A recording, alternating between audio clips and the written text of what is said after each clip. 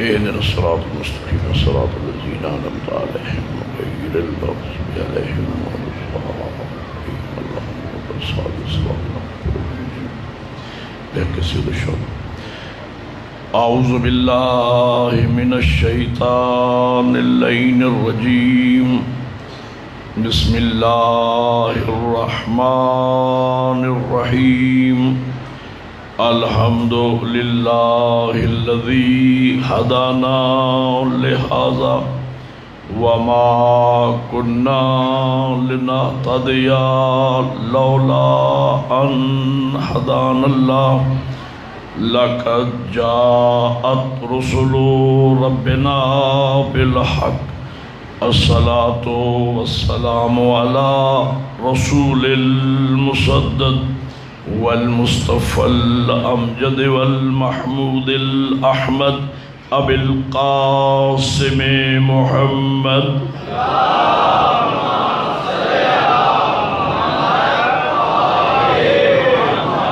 وآله الطيبين الطاهرين المعصومين أما بعد فقد قال الله تبارك وتعالى في كتابه الأعلى بسم الله الرحمن الرحيم قل لا أسألكم عليه أجرا إلا المودة في القربى صلوات پڑھے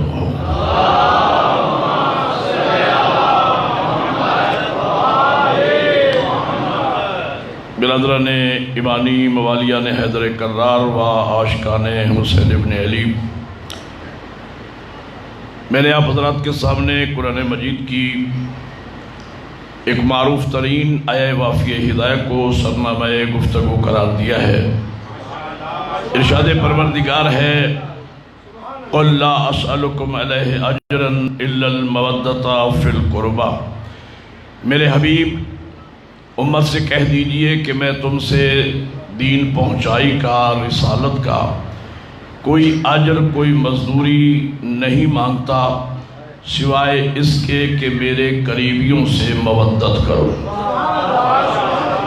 خالق کائنات نے محبت اہل بیت کو امت پر فرض قرار دیا ہے، اور اس ذات نے یہ احسان عظیم کیا ہے کہ محبت کا حکم تو دیا ہے، لیکن محبت کی کوئی لمٹ، محبت کی کوئی حد معین نہیں فرمائی ہے۔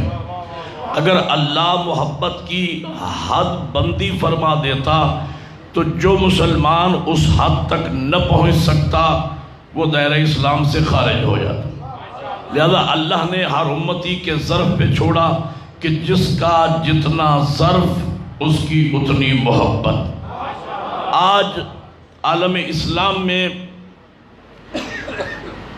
ذکر محمد و آل محمد اپنے اپنے ظرف کے مطابق تمام مکاتب اسلامی منا رہے ہیں۔ ذکر اہل بیت فقط شیعہ علی ابن ابی طالب ہی نہیں، بلکہ ہمارے برادران اہل سنت بھی اپنے اپنے عقیدے کے مطابق اہل بیت محمد سے عشق اور محبت کا اظہار کر رہے ہیں۔ وہ بھی ہمارے ساتھ اس غم حسین میں اپنے اپنے طریقے سے شامل ہے، اس لیے کہ غم حسین یہ فقط شیعہ کی میراث نہیں ہے، یہ تمام مسلمانوں کے رسول کے نواسے کا ذکر ہے۔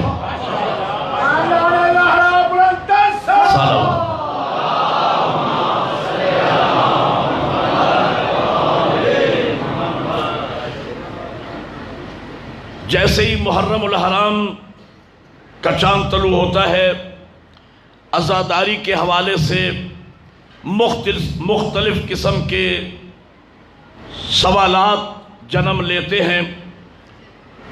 پوچھا یہ جاتا ہے کہ یہ مجلس کیوں کرواتے ہو، گریہ کیوں کرتے ہو، جلوس کیوں نکالتے ہو، عزاداری کیوں کرتے ہو؟ مجلس قرآن سے دکھاؤ، ماتم قرآن سے دکھاؤ، جلوس قرآن سے دکھاؤ، تعزیہ قرآن سے دکھاؤ۔ آج کی مجلس میں میں نے یہ طے کیا ہے کہ مجلس، ماتم، گریہ، جلوس، تعزیہ، علم، پوری عزاداری قرآن سے دکھاؤ۔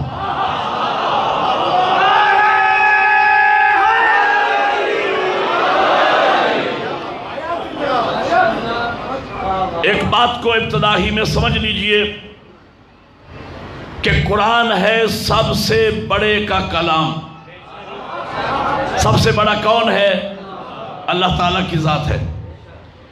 اور یہ بات طے شدہ ہے کہ جو بڑا ہوتا ہے وہ فائل طے نہیں کرتا۔ مثال دوں، صدر اور وزیر اعظم کا کام فائل طے کرنا نہیں ہے۔ فائل طے کرنے کے لیے پورا سیکریٹریٹ ہوتا ہے، صدر اور وزیر اعظم کا اپروول چلتا ہے، سائن چلتے ہیں، وہ فائل طے نہیں کرتا۔ قرآن ہے سب سے بڑے کا کلام۔ یاد رکھنا، قرآن احکامات کی کتاب ہے، ڈیٹیل اور تفصیلات کی کتاب نہیں ہے۔ میں اس کی چند مثالیں عرض کرنا چاہوں گا۔ نماز ایک بہت بڑا چیپٹر ہے، فقہ کی کتابوں میں لکھا جاتا ہے کتاب الصلاۃ، یعنی نماز الگ باقاعدہ ایک کتاب ہے کہ کل کتنی نمازیں واجب ہیں، یومیہ نمازیں کتنی ہیں، ان کے کیا کیا اوقات ہیں، ان کی رکعت کی تعداد کتنی ہے، ان میں اذکار کیا کیا پڑھنے ہیں، وضو کے واجبات کیا ہیں، اور ارکان نماز کیا ہیں، مبطلات وضو کون کون سی چیزیں ہیں، وہ کون کون سی چیزیں ہیں جس سے نماز باطل ہو جاتی ہے، نماز آیات پڑھنے کا طریقہ کیا ہے، نماز منت و نظر پڑھنے کا طریقہ کیا ہے، نماز قضائے والدین کیسے پڑھی جائے، حاضر کی نماز کے کیا احکامات ہیں، مسافر کی نماز کے کیا احکامات ہیں، شکیات نماز کل کتنے ہیں، ان میں سے کوئی شک پڑ جائے تو اس کا تدارک کیسے کرنا ہے، اس کی ڈیٹیل و تفصیلات قرآن میں نہیں ہے۔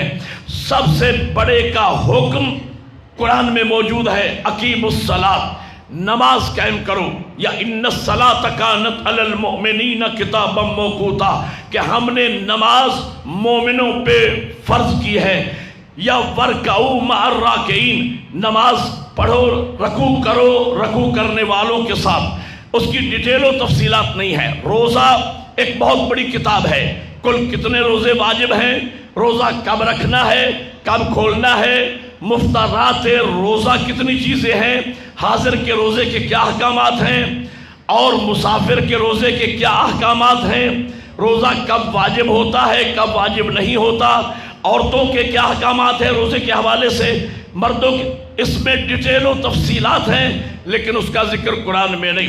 سب سے بڑے کا حکم موجود ہے، یا ایھا الذین آمنوا کتب علیکم الصیام کما کتب علی الذین من قبلکم لعلکم تتقون۔ اسی طریقے سے زکوٰۃ ایک بہت بڑا چیپٹر ہے، بہت بڑی کتاب ہے۔ کل کتنی چیزوں پہ زکوٰۃ واجب ہے، ان میں جانور کتنے ہیں، اناج کتنے ہیں، معدنیات کتنے ہیں، ان کے نصاب کیا کیا ہیں، کون زکوٰۃ وصول کر سکتا ہے، مستحقین زکوٰۃ کی ڈیٹیل و تفصیلات کیا ہیں، یہ قرآن میں نہیں ہے۔ سب سے بڑے کا حکم موجود ہے، وَآتُوا الزَّکَاۃَ، اور زکوٰۃ ادا کرو۔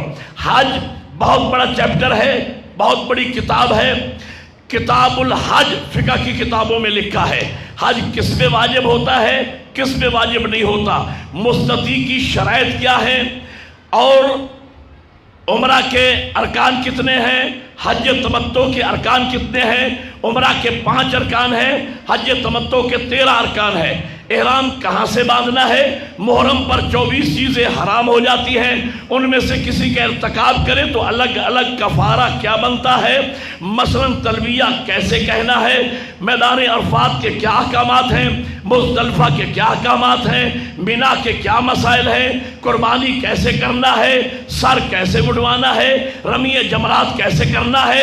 یہ بہت بڑی کتاب ہے، اس کی ڈیٹیل و تفصیلات قرآن میں نہیں.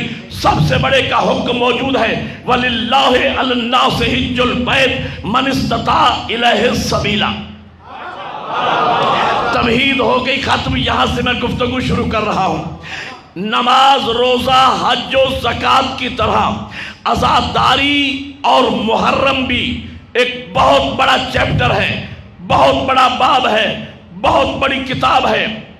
اس میں مجلس بھی ہے، ماتم بھی ہے، جلوس بھی ہے، تعزیہ بھی ہے، علم بھی ہے، ذوالجناح بھی ہے. اگر کوئی ہم سے کہے کہ ایک ایک چیز ہمیں قرآن سے نکال کے دکھاتے جاؤ، تو جب پورے قرآن مجید سے اکٹھا تکبیرۃ الاحرام لفظ اللہ اکبر کوئی نہ دکھا سکے تو ہم سے کیوں تقاضا ہے کہ پوری عزاداری دکھاؤ.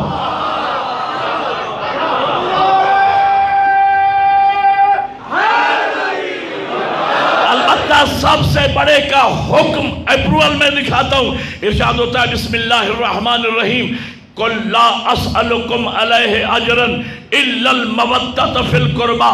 میرے حبیب کہہ دیجئے امت سے، میں تم سے رسالت کا کوئی مزدوری طلب نہیں کرتا سوائے اس کے کہ میرے قریبیوں سے، میری اہل بیت سے مودت کرو. مودت و محبت کا حکم میں نے قرآن سے دکھا دیا ہے. اب جو کچھ ہم محرم میں کرتے ہیں، مجلس، ماتم، گریہ، جلوس، تعزیہ، علم، ذوالجناح، ان تمام چیزوں کو محبت کے پیمانے پہ پرکھتے چلے جاؤ. کوئی ایک چیز محبت سے جدا کر کے دکھاؤ تو بدعت بنے. حیدری، یہ سب چیزیں محبت اہل بیت کی تفسیریں ہیں.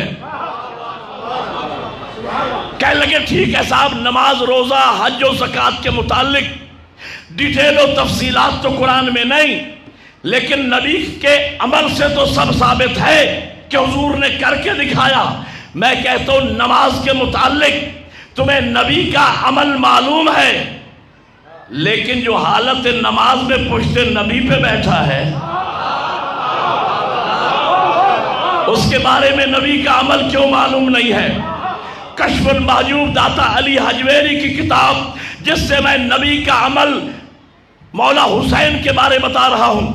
راوی حضرت عمر رضی اللہ تعالیٰ عنہ فرماتے میں بارگاہ رسالت میں گیا، میں نے منظر دیکھا، حضور دونوں ہاتھوں اور پاؤں کے بل زمین پہ چل رہے ہیں، پشت پہ حسین سوار ہے. میں نے کہا نعم المرکب یا حسین، حسین تیری سواری کتنی عظیم ہے. حضور نے میری طرف دیکھا، کہا عمر سواری عظیم ہے تو سوار بھی بڑا عظیم ہے. حیدری. اور حضرت عمر رضی اللہ تعالیٰ عنہ نے لفظ مرکب استعمال کیا، یعنی گویا رسول اللہ حسین کی سواری بنے.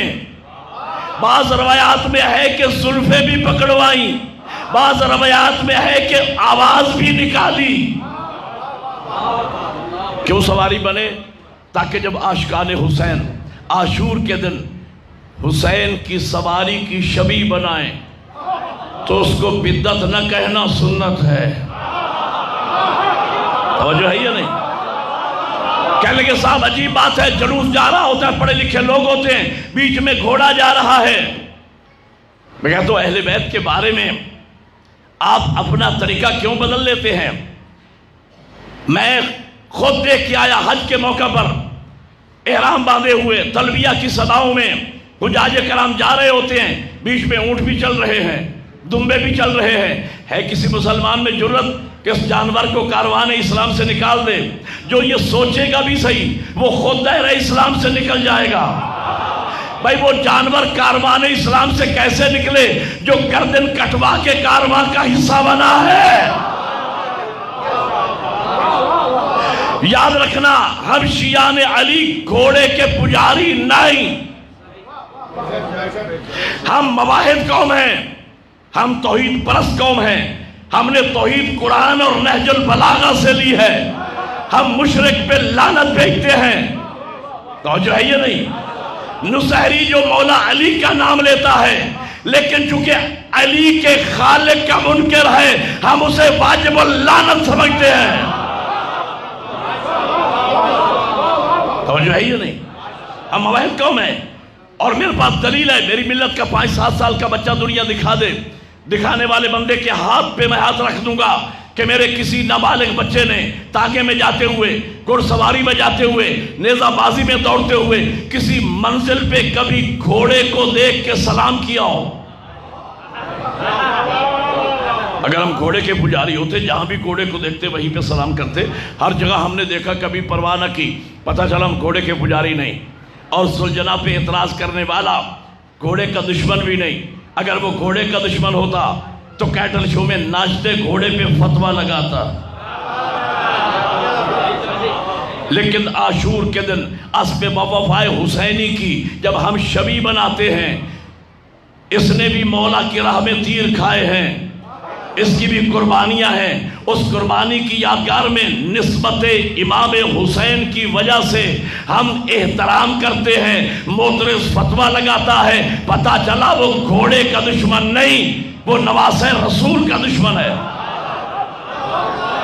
کہ لگے جانور کا احترام، او بھائی جانور کا احترام قرآن سکھاتا ہے۔ میں آپ کے سامنے اشارہ کر سکتا ہوں، تفصیل کا وقت نہیں ہے، جانور کا ذکر قرآن میں ہے۔ حضرت صالح نبی کی اونٹنی، بھئی جو جانور کسی اللہ والے کے ساتھ منسوب ہو گیا وہ جانور نگاہ توحید میں محترم ہو گیا۔ حضرت صالح نبی کی اونٹنی نبی سے منسوب ہو گئی، نگاہ توحید میں محترم ہو گئی۔ حضرت اسماعیل پر قربان ہونے والا دمبا نبی سے منسوب ہو گیا، نگاہ توحید میں محترم ہو گیا۔ حد ہو گئی حضرت عزیر کا گدھا، قرآن میں ذکر ہے بھائی، اس سے بھی حد ہو گئی اصحاب کہف کا کتا۔ اور بھائی اصحاب کہف نبی نہیں تھے، معصوم نہیں تھے، لفظ اصحاب بتلاتا ہے نبی کے صحابی تھے، اور اکثر علماء قائل ہے وہ کتا قیامت کے دن لباس بشری پہن کے جنت میں جائے گا۔ تو ایک اشارہ تو قرآن نے کر دیا نا کہ سچوں کے پیچھے لگ جانے والا کتا ہی کیوں نہ ہو جہنم میں نہیں جاتا ہے۔ ایک نعرہ حیدری،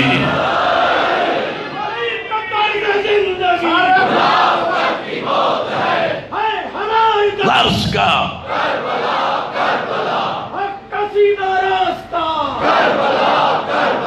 حسینیوں کی زندگی عقیدہ و جہاد ہے، شہید کربلا قدم حیات ہے، حیات ہے، نعرہ حیدری۔ جانور کے متعلق تمام فقہا نے لکھا کہ جو آپ قربانی کا جانور 10 ذی الحج کو کرتے ہیں اس قربانی کے جانور کا احترام کرو، اسے شاعر اللہ کہا ہے قرآن نے، اس کے آگے مت چلو، اس کو پیٹو مت، اسے گالی نہ دو۔ ہم نے علماء سے پوچھا کہ ہم اشرف المخلوقات انسان ہو کے ہم جانور کا احترام کریں؟ کہنے لگے آپ احترام کا فلسفہ سمجھے نہیں۔ احترام کا فلسفہ اصل میں یہ ہے کہ اصل میں ہے خدا محترم۔ جناب اسماعیل ہوئے خدا پہ قربان تو اسماعیل محترم، وہ دمبا ہوا جناب اسماعیل پہ قربان تو وہ دمبا محترم۔ یہ جانور بنا اس دمبے کی نقل، تو یہ جانور محترم، اس کے گلے میں پڑی رسی تو وہ رسی محترم۔ احترام توحید سے چل کے رسی تک پہنچا، رسی سے چل کے خدا تک پہنچا۔ میں نے کہا بھائی یہی دلیل میری بھی ہے، اصل میں خدا محترم۔ امام حسین ہوئے خدا پہ قربان تو حسین محترم، حسین ہوئے کربلا میں دفن تو کربلا محترم، کربلا میں بنا روزہ شبیر تو روزہ محترم، یہ تعزیہ بنا اس روزے کی نقل تو یہ تعزیہ محترم۔ جس طرح احترام توحید سے چل کے رسی تک پہنچا، اسی طرح احترام توحید سے چل کے تعزیہ تک پہنچا۔ توجہ فرما رہی یا نہیں؟ کہنے لگے جب تعزیہ کے اندر رکھا ہی کچھ نہیں ہے تو آپ جھومتے کس چیز کو ہو؟ میں کہتا ہوں شیعہ سنی مسلمانوں مجھے بتاؤ، آپ جو کعبہ کی طرف سجدہ کرتے ہو تو کیا کعبہ میں اللہ بیٹھا ہوا ہے؟ ایک نعرہ مل کے حیدری۔ اگر کوئی بندہ کہے کہ کعبہ میں اللہ ہے، حلول کا قائل ہو جائے گا۔ دائرہ اسلام سے نکل جائے گا۔ کعبہ اللہ ہر جگہ موجود ہے، وہ کسی ایک جگہ نہیں ہے۔ اصل کعبہ کی نسبت ہے ذات توحید کی طرف، خالی ہمارا رخ ہوتا ہے قبلہ کی طرف، سجدہ ذات توحید کو ہے۔ اسی طرح ہمارا منہ ہوتا ہے تعزیے پر، سلام عقیدت شہادت عظمیٰ کو ہے۔ خالی ہمارا رخ ہوتا ہے علم عباس پر، منہ ہوتا ہے علم عباس پر، اور سلام عقیدت وفائے عباس کو ہے۔ اور ہے یا نہیں؟ ہاں، تو حقیقت یہ ہے۔ کہنے لگے صاحب یہ شیعہ ایسے وہ ویسے کیوں بھائی؟ یہ نواسہ رسول پہ آنسو بہاتے ہیں۔ میں نے کہا جو نواسہ رسول پہ آنسو بہائے وہ تو آپ کی نگاہ میں ہو گیا مجرم، جو نواسہ رسول کا خون بہائے، بولو یار میرے ساتھ، اس کے بارے میں آج تک بحث ہو رہی ہے۔ محرم کا جیسے چاند طلوع ہوتا ہے تو مختلف ٹی وی پروگراموں میں علماء کرام جمع ہو جاتے ہیں اور بحث ہونے لگتی ہے کہ فلاں امام فقہ کا تو حکم ہے کہ اس کو لعنت کرنا بھی جائز ہے اور وہ جائے گا بھی جہنم میں، لیکن اکثر فقہا کہتے ہیں یزید کا معاملہ خدا پہ چھوڑ دینا چاہیے، میاں اللہ کی مرضی اس کو معاف کر دے، یا جنت میں لے جائے یا جہنم میں، ہمیں کچھ نہیں کہنا چاہیے۔ اور آج میں دیکھ رہا تھا ایک بہت بڑے مفتی کہہ رہے تھے میاں اصحاب نے یزید کی بیعت بھی کی، حمایت بھی کی، یزید کو برا نہیں کہنا چاہیے، یزید پہ لعنت نہیں کرنی چاہیے۔ میں نے یہ موضوع آج کی رات اس لیے لیا ہے کہ ہم یہی مقدمہ لے کے چوکوں اور بازاروں میں جاتے ہیں۔ ان مجالس کا مقصد یہی ہے، یہی مقدمہ ہم دنیا کے سامنے پیش کرتے ہیں۔ میرے قبلہ یہ کہنا کہ میاں ہو سکتا ہے اللہ یزید کو معاف کر دے، میں کہتا ہوں بھئی اللہ تو یزید کو معاف کرے گا نہیں، البتہ تمہیں اختیار ہے، قیامت کے دن جہاں یزید جائے تم بھی ساتھ چلے جاؤ۔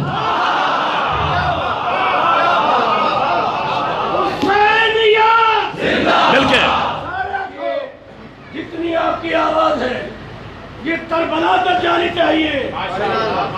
حسینیہ زندہ باد، حسینیہ زندہ باد، حسینیت مردہ باد، حسینیت مردہ باد، زندہ پائندہ باد، اہل بیت زندہ باد، زندہ پائندہ باد، اہل بیت زندہ باد، تا قیامت زندہ باد، اہل بیت زندہ باد، تا قیامت زندہ باد، اہل بیت زندہ باد، حیدری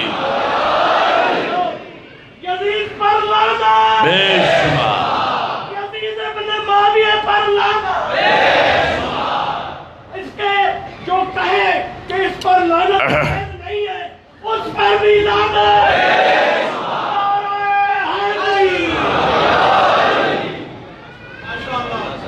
اتنے تفصیلی نعرے لگیں گے تو پھر یہ مجلس 2.5 گھنٹے تک چلی جائے گی۔ توجہ فرما رہے نعرہ لگائیں لیکن مختصر کریں، بزرگوں کی ایک بڑی خدمات ہے، ہماری پورے عشر محرم میں انہوں نے نعرے لگائے اور ہمارے اذا کی رونق ہیں۔ بہرحال یا یزید کو برا نہ کہو، ہو سکتا ہے اللہ یزید کو معاف کر دے، میں کہتا ہوں اللہ کیسے معاف کرے؟ ہم نے توحید کے فوراً بعد اللہ کی عدالت کا اقرار کیا ہے، ہمارا اللہ عادل ہے، ظالم نہیں۔ بھائی نقل کفر نہ باشد، اگر خدا یزید کو معاف کر بھی دے تو معاف کر کے کہاں لے جائے گا؟ جنت میں۔ کون سی جنت میں؟ جس کا سردار حسین ہے، جہاں ایک ہے نہیں، جہاں قاتل و مقتول ایک ہو جائیں، ظالم و مظلوم ایک ہو جائے، وہاں عادل نہیں رہتا۔ ہمارا اللہ عادل ہے، ظالم نہیں۔ لیکن بعض لوگ مصر ہیں میاں یزید کو برا نہ کہو، یزید کو۔ اس مسئلے کو میں دو اور دو چار کل کے حل کرنا چاہتا ہوں۔ دو بندے آپس میں لڑ پڑے، ایک نے دوسرے کو کوسا، اللہ کرے تم مر جائے۔ دوسرا سیانہ سکڑ سمجھدار آدمی تھا، اس نے کہا تو میرا پروردگار ہے، کہ تو کہے گا اور میں مر جاؤں گا، تیرے کہنے سے میں مروں گا نہیں۔ جو 4 دن زندگی اللہ نے لکھی ہے وہ مجھے زندہ رہنا ہے، لیکن کم از کم تیرا اتنا کہنے سے مجھے تیرے دل کا ارادہ پتہ چل گیا ہے کہ تو چاہتا ہے کہ میں مر جاؤں۔ میں کہتا ہوں ان لوگوں کے کہنے سے یزید بخشا تو نہیں جائے گا، اتنا کہنے سے ان کے مذہب کا تو پتہ چل گیا۔ حیدری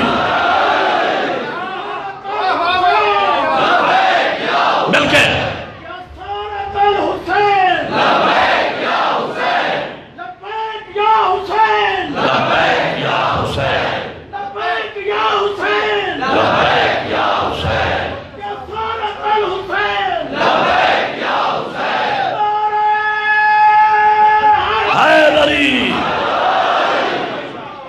توجہ فرما رہی ہے نہیں؟ اور یزید کے بارے میں میاں یہ 2 شہزادوں کی جنگ تھی۔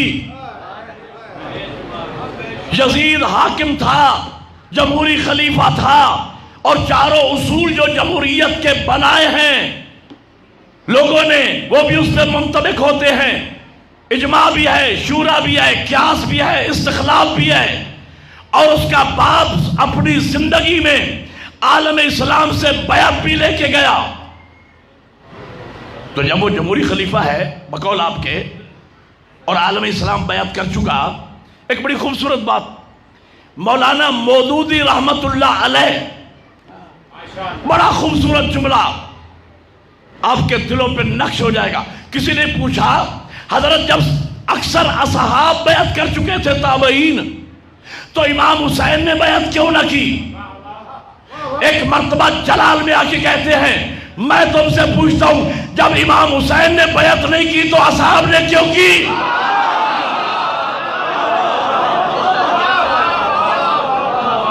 توجہ ہے یا نہیں؟ جب سید شباب اہل الجنہ نے بیعت نہیں کی، اصحاب نے بیعت کیوں کی؟ اگر وہ جمہوری خلیفہ تھا اور عالم اسلام بیعت کر چکا تھا سوائے امام حسین علیہ السلام کے، تو اس کو پریشانی کا ہے کہ بھائی میں مثال کرتا ہوں کہ اگر ایک پارٹی، سیاسی پارٹی پورے ملک کی سیٹیں لے جائے سوائے ڈیرہ غازی خان کی 1 سیٹ کے، 4 صوبوں کی تمام سیٹیں جیت لے جائے صوبائی اور قومی، سوائے ڈیرہ غازی خان کی 1 سیٹ کے، اس کو پریشانی کا ہے کہ بھائی ایک بندہ اپوزیشن میں آ گیا، اپوزیشن تو جمہوریت کے پنپنے کا سبب ہوتی ہے، ان کو تو خوش ہونا چاہیے تھا یزید کو کہ چلو اکیلا حسین صحیح، کم از کم اپوزیشن ہے تو صحیح، لیکن وہ کہتا تھا جب تک حسین میری بیعت نہیں کرے گا میں چین سے نہ بیٹھوں گا، آخری حلالی موالی تک سر اٹھانا۔ اور میں عظمت مولا حسین کا جملہ کہنے چلا ہوں، عالم اسلام بیعت کر چکا بقول تاریخ اسلام جو لکھی گئی مسلمانوں کی، اکیلے حسین نے بیعت نہیں کی، لیکن یزید کہتا تھا جب تک حسین بیعت نہیں کرے گا میں چین سے نہ بیٹھوں گا۔ تو کسی ایرے غیرے کی کوئی حیثیت ہی نہیں، خود یزید کی نگاہ میں حسین عالم اسلام سے وزنی تھا۔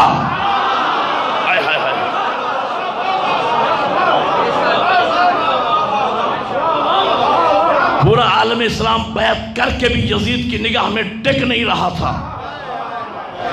اچھا وہ امام حسین سے بیعت لے کے چاہتا کیا تھا؟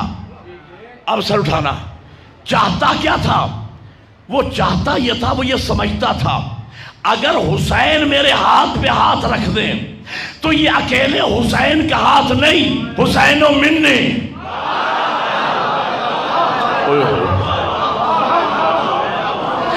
حسین و منی، یہ حسین کی بیعت نہیں ہوگی، یہ رسول اللہ کی بیعت ہوگی، یہ 1,24,000 انبیاء کی بیعت ہوگی۔ وہ بیعت کے ذریعے اس کا منصوبہ کیا تھا؟ میں ایک بیعت پر پوری کتاب ایک جملے میں دینا چاہ رہا ہوں آپ کی ذوق سماعت پر اعتماد کرتے ہوئے۔ یزید کا منصوبہ یہ تھا اگر حسین میرے ہاتھ پہ بیعت کر لے اس کا نتیجہ یہ نکلے گا کہ پھر میں مستند ہو جاؤں گا، پھر میں جو کرتا جاؤں گا اسلام بنتا جائے گا، جو کہتا جاؤں گا اسلام بنتا جائے گا۔ وہ چاہتا یہ تھا کہ بیعت کے ذریعے سامنے بینر ہو اسلام کا، پیچھے نظام چلے کفر کا، سامنے نام ہو محمد کا، پیچھے نظام چلے دشمنان محمد کا۔ زہرا کے بیٹے نے میدان کربلا میں چیلنج دیا، یزید حسین کی زندگی میں یہ کیسے ہو سکتا ہے نام میرے نانا کا ہو کردار تیرے دادا کا ہو؟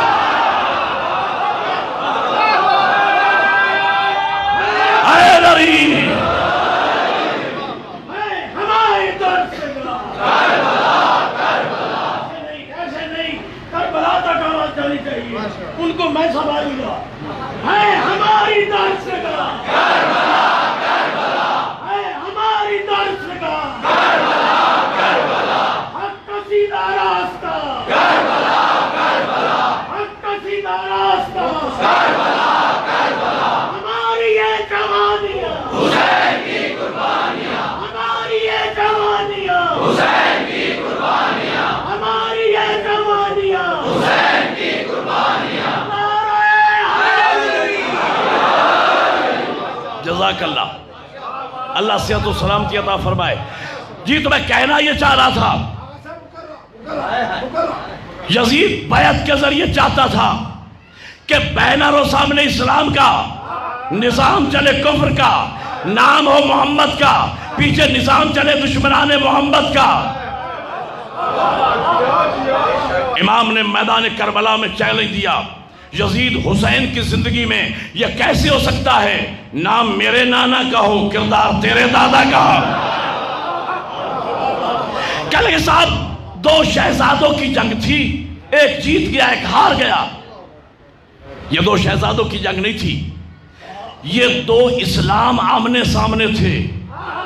ایک طرف حکومتی اسلام تھا، ایک طرف رسالتی اسلام تھا۔ خدا کے لیے سمجھو میں کچھ کہہ رہا ہوں۔ اور بھائی دلیل یہ ہے، اذان یزید کی طرف بھی ہو رہی تھی، اذان امام حسین کی طرف بھی ہو رہی تھی،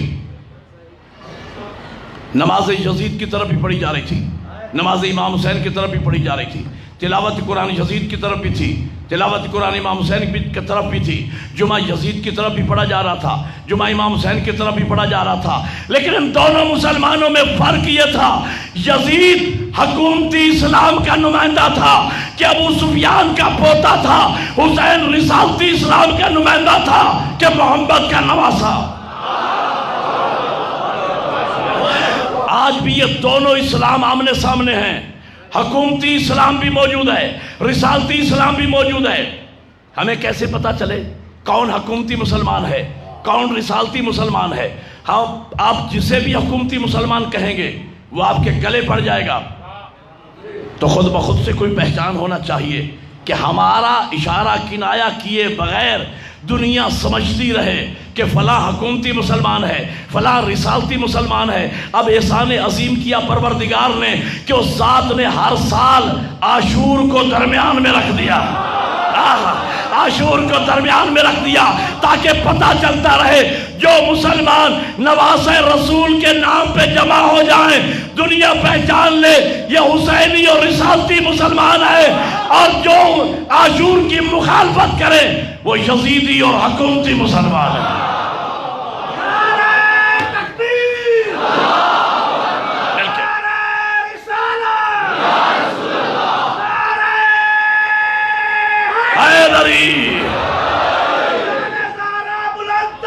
صلوات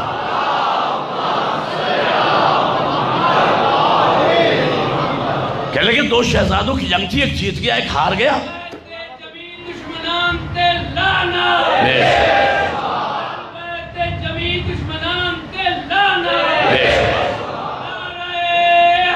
حیدری میرا یہ چیلنج ہے، دنیا ثابت نہیں کر سکتی، دنیا کی کسی ڈکشنری میں مجھے دکھاؤ کہ قتل ہو جانے کا معنی لکھا ہو شکست اور قتل کر دینے کا معنی لکھا ہو فتح،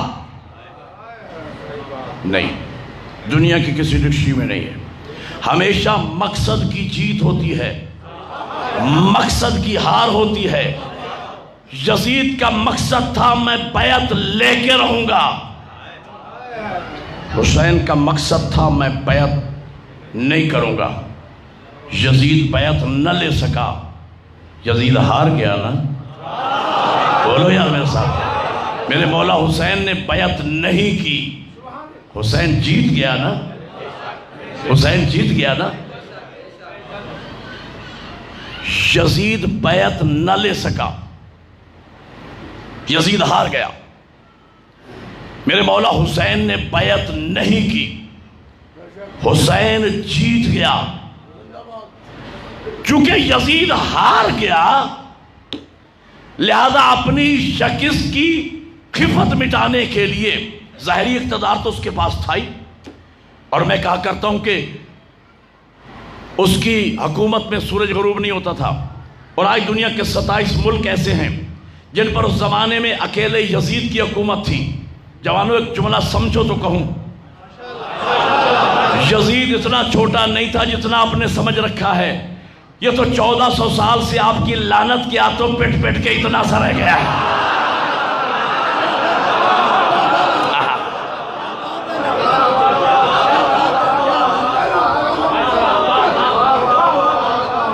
یزید ہار گیا، حسین جیت گیا، تو ظاہری اقتدار تو اس کے پاس تھا ہی۔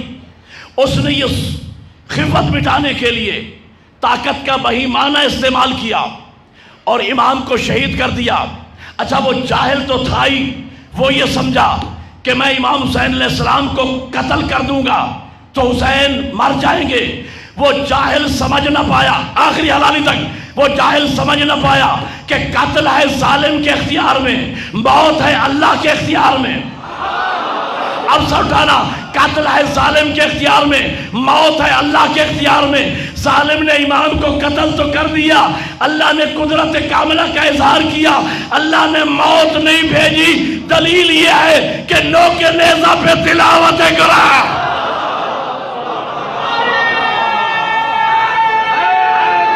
مل کے حیدری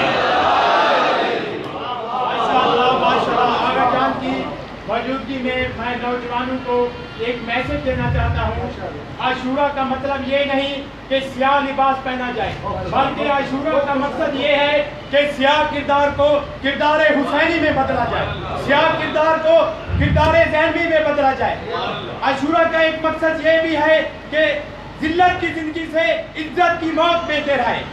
بلند آواز سے نعرہ لگانا ہے، بلند آواز سے نجف تک آواز جائے، رہبر معظم تک آواز جائے۔ ہیہات منا ذلہ، ہیہات منا ذلہ، مل کے ہیہات منا ذلہ، ہیہات منا ذلہ، ہیہات منا ذلہ، ہیہات منا ذلہ، ہیہات منا ذلہ۔ محمد وآل محمد بلند تر صلوات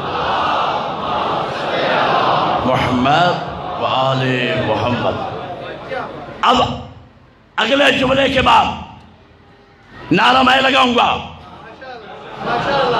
اس لیے کہ موقع کی مناسبت سے نعرہ لگنا چاہیے۔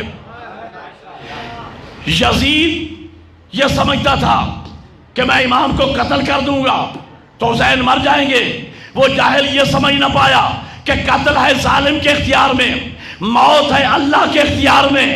ظالم نے امام کو قتل تو کر دیا، اللہ نے موت نہیں بھیجی۔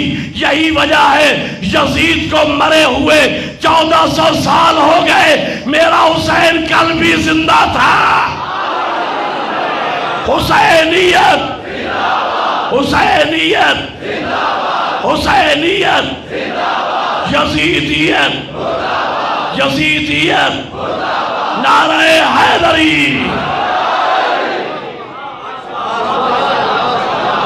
اللہ آپ کو جزائے خیر عطا فرمائے۔ جی تو میں کہنا یہ چاہ رہا تھا، میرا حسین جیت گیا، یزید ہار گیا۔ اگر میں آپ کو اسی منبر پر اپنے مولا حسین کی جیت آنکھوں سے دکھا دوں پھر تو دعا کرو گے یا نہیں؟ آنکھوں سے دکھانے لگا ہوں، سر اٹھانا۔ میرا حسین جیت گیا، یزید ہار گیا. اور یاد رکھو جو پارٹی الیکشن جیت جاتی ہے چوکوں میں جلوس وہی لے کے آتی ہے. لوگوں میرا حسین جیت گیا، کل حسین کے جلوس دیکھ لینا. اور یاد رکھنا جو پارٹی الیکشن ہار جاتی ہے وہ گھروں میں منہ چھپائے پھرتے ہیں میرا حسین جیت گیا، کل جلوس دیکھ لینا. اور دیکھنا جو یزیدی ہار گئے کہاں کہاں منہ چھپائے پھرتے ہیں. حیدری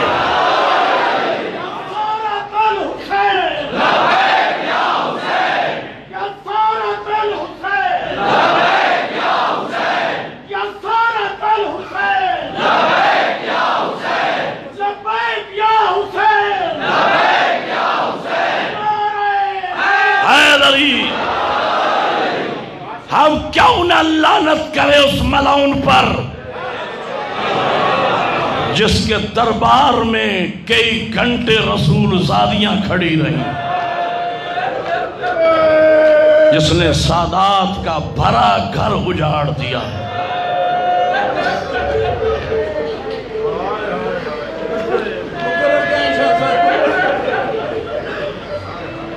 اللہ نے جناب رباب کو 2 اولادیں عطا فرمائی تھی، ایک جناب سکینہ، دوسرے علی اصغر. میں ایک عزادار کی حیثیت سے سوچتا ہوں اگر سکینہ شام میں نہ ہوتی، اتنا جلدی شام فتح نہ ہوتی. اس یتیمہ کے بہنوں نے شام کے ایوانوں کو ہلا کے رکھ دیا. جناب سکینہ پوتی ہیں، جناب زہرا دادی ہیں. اس دادی پوتی کے مسائل بڑے ملتے جلتے ہیں. زہرا کو بھی بابا سے بڑا پیار تھا، سکینہ کو بھی بابا سے بڑا پیار تھا. جناب زہرا بھی بابا کے بعد تھوڑی دیر زندہ رہی، جناب سکینہ بھی بابا کے بعد تھوڑی دیر زندہ رہی.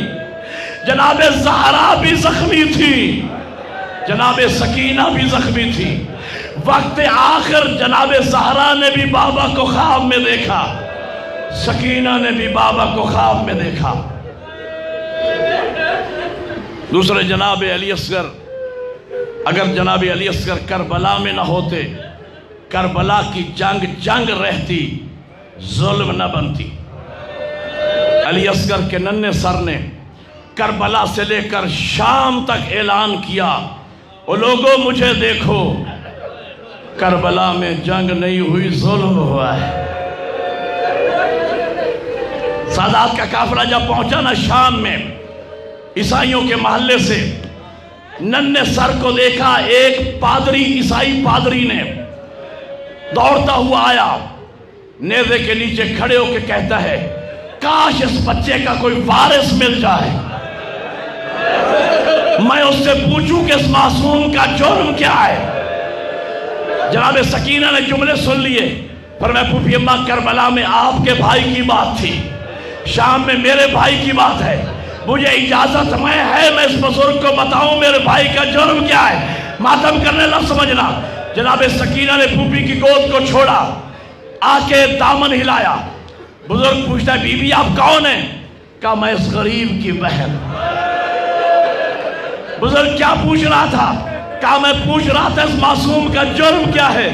بی بی فرماتی ہے میرے بھائی کا جرم یہ تھا، یہ دشمن سے پانی مانگتا تھا. جس دریا سے اونٹ پانی پی رہے تھے، گھوڑے پانی پی رہے تھے. عزادارو عاشور کا دن چوتھی مرتبہ استغاثہ بلند کیا نا میرے مولا حسین نے، حل من ناصر ینصرنا. خیمے میں کوہرام برپا ہوا، امام اٹھے، خیمے میں تشریف لے گئے، دیکھا قیامت کا منظر. علی اصغر نے اپنے آپ کو پگوڑے سے گرایا ہوا ہے، زبان بے زبانی سے فرما رہے ہیں لبیک یا ابا عبداللہ، او بابا غریب نہ کہلا، مجھے میدان لے چل۔ کہا رباب علی اصغر کو تیار کرو، اگر میں نہ لے گیا تو فوج اشکیا پروپیگنڈا کرے گی، ہمیں کیا پتا کچھ 6 مہینے کا بچہ بھی خیمے میں تھا، پتا ہوتا تو ہم پلا دیتے۔ حجت تمام کی، لے کے آئے فوج اشکیا کے سامنے۔ 3 دن سے بھوکا اور پیاسا ہے بچہ، اس کی ماں کا دودھ خشک ہو چکا ہے، 1 گھونٹ پانی کا دے دو۔ ایک ملعون نے جملہ کہا، وہ جملہ نہیں تھا، وہ تیر تھا جو زہرا کے بیٹے کے جگر پہ آ لگا۔ وہ جملہ یہ تھا، حسین پانی خود پیتا ہے، نام بچے کا لیتا ہے، بچہ خود پانی مانگے تو دیں گے۔ میرے امام نے علی اصغر کی طرف دیکھا، فرمایا اصغر میں سچی ماں کا بیٹا،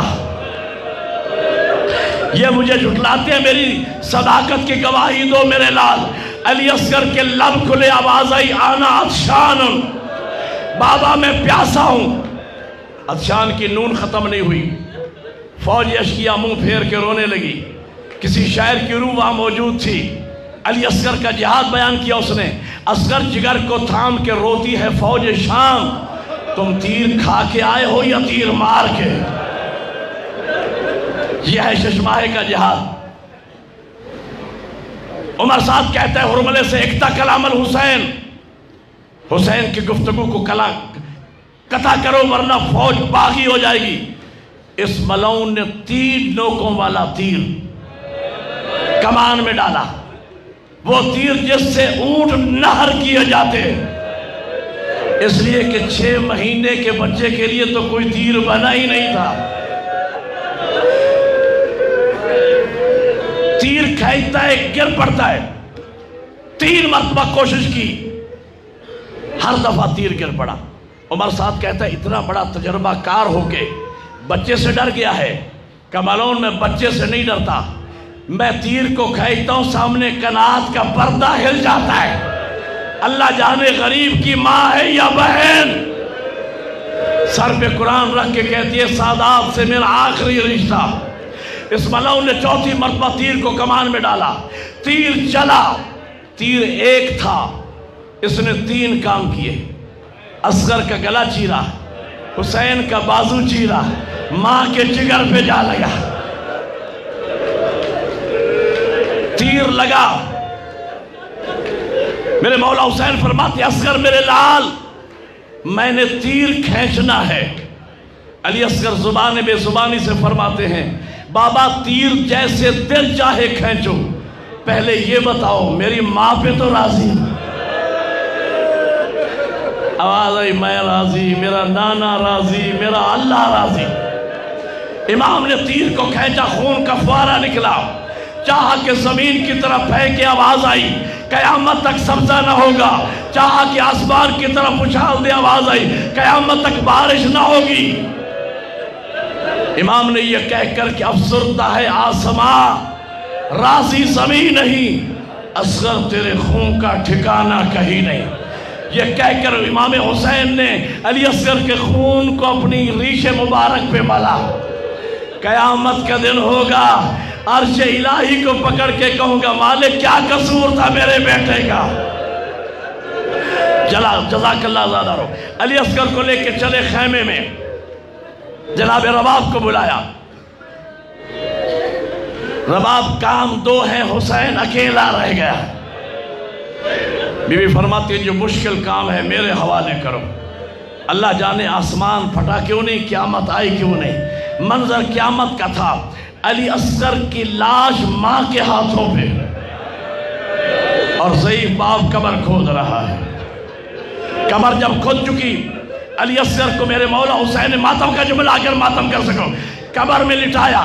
کربلا کی ریت اصغر کے پاؤں تک آئی، زانوں تک آئی، سینے پر آئی، جب چہرے پہ آنے لگی حسین نے رخ موڑ لیا۔ واہ غربتا، میرا اللہ حسین اتنا غریب ہو گیا، مجھے کوئی بچہ دفنانے والا بھی نہیں۔ علی اصغر کو دفنا دیا حسین نے۔ علامہ حسین بخت جاڑا نے اصحاب الیمین میں جا کے پڑھ لیجئے جناب علی اصغر کی شہادت 4 وجہ لکھی کہ وہ حسین جس نے جناب عباس کو دفن نہیں کیا، اکبر کو دفن نہیں کیا، قاسم کو دفن نہیں کیا، کیا مجبوری پڑی، علی اصغر کو دفن کیوں کیا؟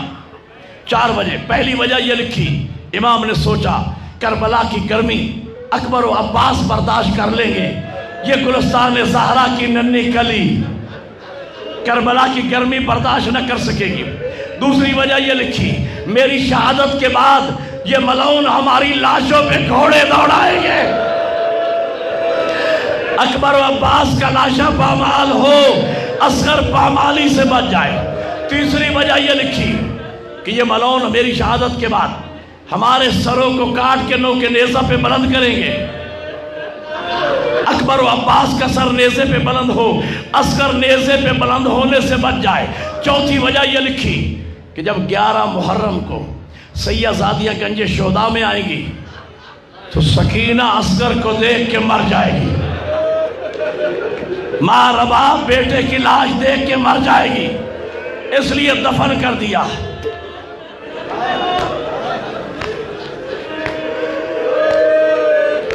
اللہ کرے میں اگلے جملے پڑھ سکوں اور آپ سن سکیں۔ بہت مشکل منزل پہ آ گیا میں۔ 11 محرم کو جب سروں کو گنا گیا، علی اصغر کا سر نظر نہیں آیا۔ عمر سعد کہتا ہے بچے کا سر کہاں ہے؟ ایک سپاہی کہتا ہے خیمے کے پیچھے میں دیکھ رہا تھا حسین قبر کھود رہے تھے، شاید دفن کر دیا اور نشان قبر مٹا دیا۔ عمر سعد کہتا ہے 40 گھوڑے سوار گھوڑوں پہ سوار ہو جاؤ، ہاتھوں میں نیزے لے لو، علی اصغر کو تلاش کرو۔ عزاداروں ماتم کا جملہ ہے، نیزے مارتے جا رہے ہیں، ایک ملعون نے نیزہ مارا، نیزہ اٹھا، اصغر کی ننھی لاش نیزے کے ساتھ برآمد ہوئی۔ اگلا جملہ صرف رونے کا نہیں ماتم کا ہے۔ جس کے مذہب میں ماتم جائز ہے وہ عبادت کر لے گا۔ اس ملعون نے نیزے سے اصغر کو اتارا، زمین پہ لٹایا، ادھر ادھر دیکھا، برچی کا ٹکڑا نظر آیا، اس نے اصغر کو ذبح کرنا شروع کیا۔ تیسری مرتبہ ذبح ہو گیا رباب کا لال۔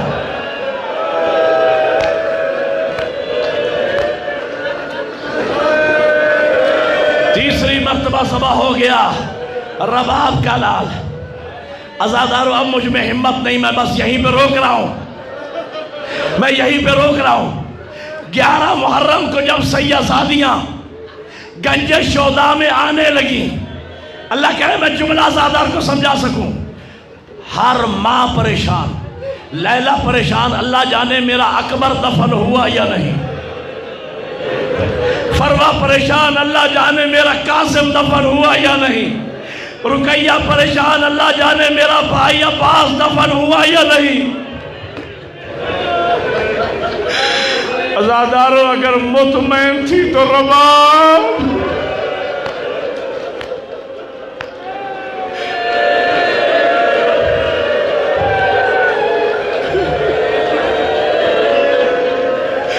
اگر مطمئن تھی تو رباب میرا اصغر دفن ہو گیا اور میرا لال دفن ہو گیا۔